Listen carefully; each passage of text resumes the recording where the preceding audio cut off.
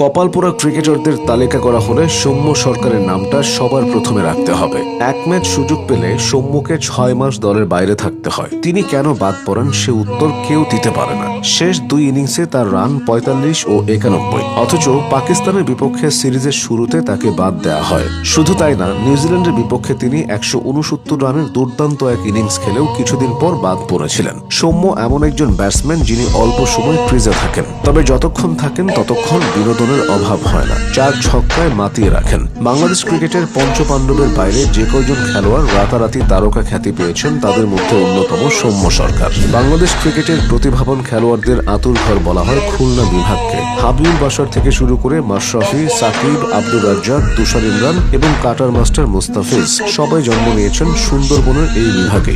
সৌম্য সরকারও খুলনা বিভাগের সাতক্ষীরার ছেলে। ছোটবেলায় তিনি হতে চেয়েছিলেন শিক্ষক, কিন্তু তার ভাগ্যদেবী চেয়েছিলেন অন্য কিছু।